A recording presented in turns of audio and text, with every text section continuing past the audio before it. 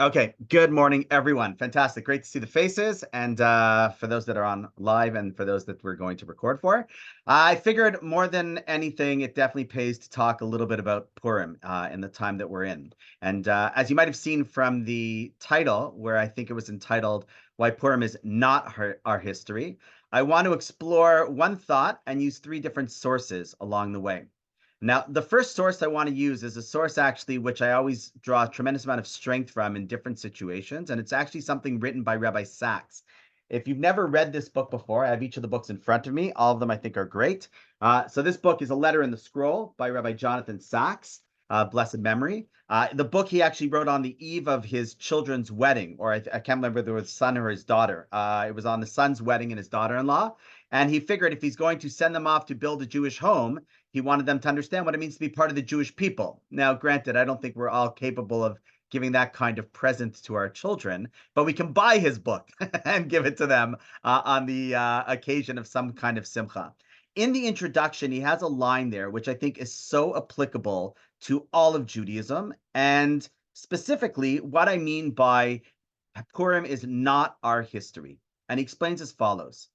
This is the end of his introduction, his preface to his book, A Letter in the Scroll. He says, when Jews remember, they do so for the future, the place where, if we are faithful to it, the past never dies. See, we're always into the concept of memory and remembering things, which is obviously important. It's a critical aspect of our religion, of our DNA. But very often we think the point of remembering is to remember for our history, when he says the reality is we remember for the future, the place where, if we're true to it, the messages of the past never die. So I don't know about you, but I have a very difficult time celebrating the joy that they felt in Persia on the day that the Jewish people were saved. I know intellectually it was an amazing story. I know there was tremendous salvation and miracles took place, but I don't know if I can honestly say in 2024, when I sit there and pick up a l'chaim and have a drink to toast, if I'm feeling this tremendous sense of gratitude for what happened 2,000 years ago. By the way, 92 Roberta, everyone's welcome to come over. We can share that l'chaim together on Sunday. I'll send it out on the Zoom recording. You're all welcome. It'd be wonderful to share that with you for a couple of minutes. But going back to our point, right, the idea of our history, we're going to have Pesach in a month from now. I don't mean to stress anybody out about the cleaning and the prep and all that kind of stuff. But Pesach also, like, it's very difficult, especially when raising the next generation, to say these are the things that happen and let's really get into it. So what this phrase does for us, it says, yes, we're remembering something about the past, but we're really remembering it for the importance of our future. That if we can apply that to our future, then, well, the reality is the past never dies. So what do we mean by that? And I think specifically on Purim. So there is a beautiful idea brought down by the Baal Shem Tov. The Baal Shem Tov was the founder of the Hasidic movement. So there's an interesting halacha, Jewish law, when it comes to reading the Megillah that we're going to read both on Saturday night and on Sunday morning. So another great book, although a little harder to get through than A Letter in the Scroll, is the Talmud. So in the Talmud, it brings down a halacha, a certain Jewish law, and the Jewish law goes as follows. It says, "Hakore es Megillah lemafreya lo yatzab." A person who reads the Megillah, and lemafreya means sort of backwards. If you read the Megillah backwards, you haven't fulfilled the commandment of reading the Megillah. Now, the simple understanding of what that means is if I have this 10-chapter book, I can't be a spoiler and go to the 10th and see how does it end. I've got to go through the whole journey from the beginning to the end. Everything seems great. The Jews are celebrating in the palace. They're invited to the White House, right? Even if they're invited to the parliament over here, I'm not sure if we should go right now, to be honest, but I don't want to get political. When we happen to go as the rabbis to Canada, thankfully, I was in Israel at the time, so I was where I thought I needed to be more for the Jewish people. But they were there. They hit the height of being able to be invited to all of the, the gala dinners, the state dinners. Things turn really bad really quickly. They get even worse really fast. And before you know it, Esther's like put on the spot, and somehow miraculously it turns all around and everything works out great in the end, and we celebrate, right? So you can't start in the middle of the story, because you can't just start with the tragedy. Part of the tragedy is things were so good. And then part of the salvation is that things were so bad. So you got to go in order. And every good movie, although I have not been to a theater in decades, I think there's a certain plot sort of flow that happens. So you got to read it in order to fulfill the mitzvah. Along comes the Baal Shem Tov, the founder of the Hasidic movement. His name, Baal Shem Tov, means the master of a good name. He just had a great reputation. That's who he was, but so much more than that, obviously. But that's what they decided to call him, the man with a good name. So he explains as follows. Lemafreya doesn't only mean backwards in terms of the order of the story. It means backwards if you see the story of Purim as something that took place back then, 2,000 years ago, you haven't fulfilled. You haven't done the obligation of why we're reading the Megillah. Meaning the Megillah is not our history book that we're supposed to sit there and just for the sake of knowing world history, or in our case, Jewish history, to be knowledgeable so we can answer some questions when we're asked what it's about. The idea of if we read the Megillah, if we read the story of everything that took place to the Jewish people as our past, as something that took place in history, and not something that could be part of our present and future, then we're not really fulfilling what the day is about. Now, sometimes that's a very difficult thing to do.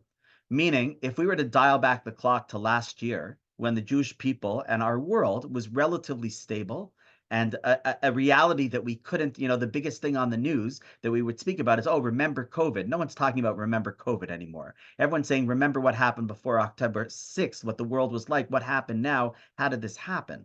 And we're living in this state of tremendous chaos, similar to what they were living to in the time of Purim. Not on the same level, right? Theirs was a complete genocidal attack, but everything turned around them. The most powerful army in the world, right, had put all their guns pointing towards the Jewish people, and our reality seemed like it was all for naught. So what I find in the time that we're living right now is that if we just look at what we see in front of us, then there is tremendous reason and cause for panic and worry. I wouldn't say, we brought in a speaker a little while ago. I don't know if Ian's on here. No, different Ian. But, his son deals with anxiety, set up all these tremendous clinics around the States, and he was brought in, and we had him speak. Actually, we had him speak at the UJA as well, and he spoke about anxiety during this time. And he says, the reality is if you're not feeling anxious, something's off. Like anxiety is a trigger to things when they seem to be a little bit difficult. But if you take a step back and peel back, the difficulty is when we're uncertain about what's going to happen, what the future holds.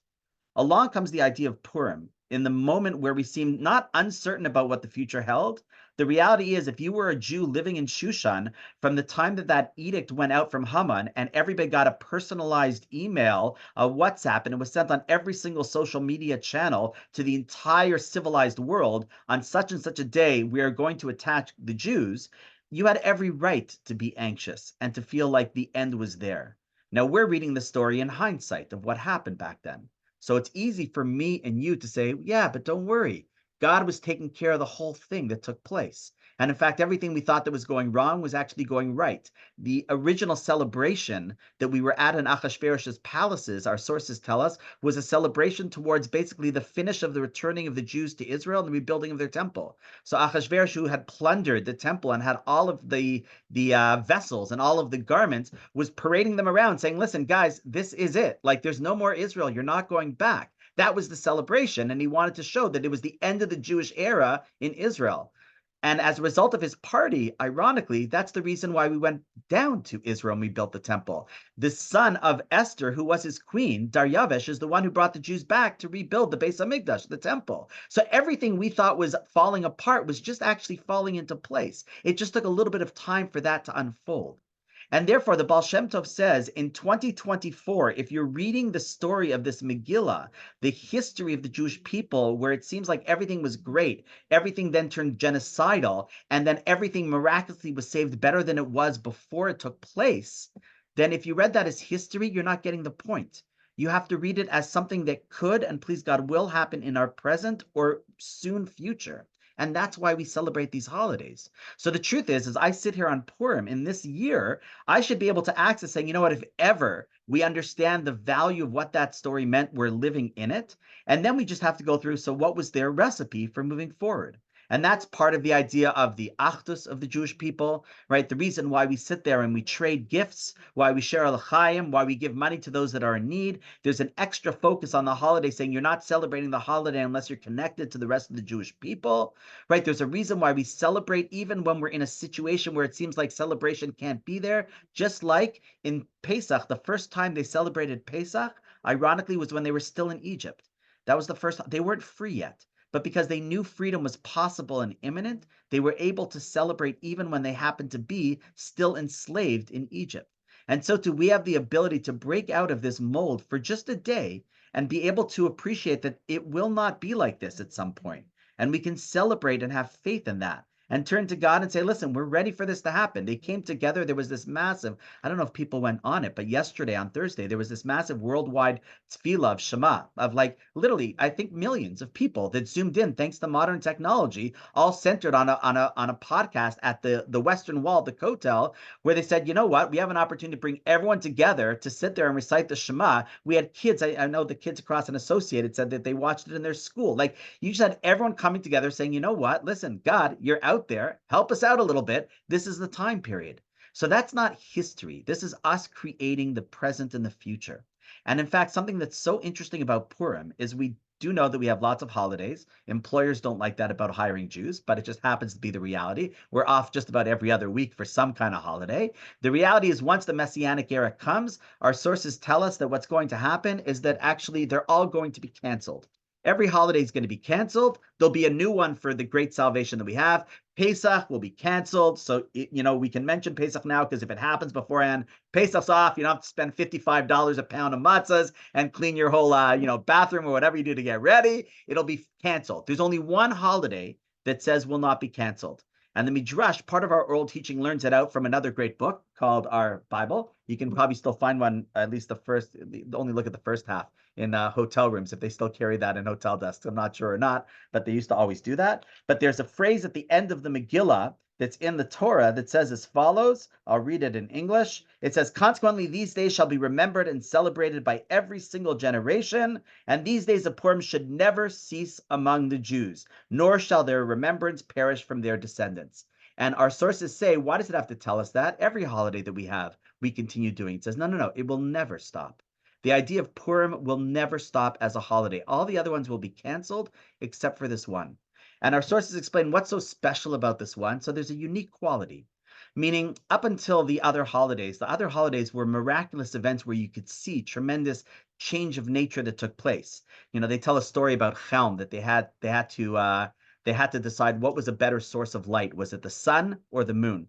Chelm is that fictitious sort of character that they would always make that they make fun of, that they weren't exactly the sharpest sheds in the tool. So they had this big convention about what's stronger. Is it the sun or is it the moon? And finally, the rabbi of the town, the real wise sage of this town of Chelm, says, it's the moon, obviously. And everybody says, why? He says, listen, the sun, it's already light outside. So what do you need the sun for? But in darkness, right, where there's nothing and you have the moon, that's got to be a great source of light, right? So while it's a joke, obviously, right, the reality is that when you're able to find light in the darkness, right, that's really when you're able to see the reality. The light in the light, when everything is clear and obvious, doesn't take any extra faith or belief or wisdom or knowledge or depth to be able to see what's happening behind the scenes, right? If a person sits there and is a doctor and he can only diagnose things that are skin surface, okay, not bad. The great doctor, the one with real wisdom, can tell from what's happening on the outside, even though it looks normal, on the inside, other stuff is going on. And therefore, the whole story of Purim is empowering the Jewish people in the darkest periods of time to be able to see the greatest light that's taking place behind the scenes. And they're just waiting or actively being involved in helping to curate and bring that as well. And I think that as we celebrate this coming Purim, there's such a great opportunity for us to strengthen our resolve, our optimism, our belief, our essence of what we are as Jews, to realize that, wait, this is not the narrative that's happening. On the surface, it seems like it is, but everything, as we say on Purim, is vinhafochu. It will turn upside down, the exact opposite that will happen. And we know that that can happen because the truth is, what happened from October 6th to October 8th happened literally. In a second, it switched. And if it can switch for bad in a second, it can switch just as quickly, if not quickly. Or we have to believe and know. How do we believe and know? Because we read the Megillah. The Megillah tells us not of something that happened as a fictitious story thousands of years ago. The Megillah is reminding us that what could happen tomorrow is all of a sudden the Melech cannot sleep. The king might not be able to sleep. He'll reach out to his wife Esther. Esther will be like, wait, that's the real villain. And the whole story can change instantly. May we obviously go ahead and merit to be able to see that. And with that, we've got our 15 minutes. Wishing everyone a good Shabbos. A Freilichen means a happy Purim.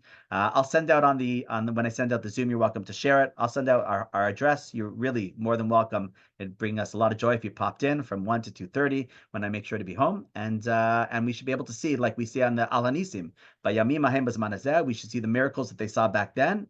We should see them happen today, or if not today, then at least tomorrow. Wishing everyone a great Shabbos. Going to stop the recording. And yes.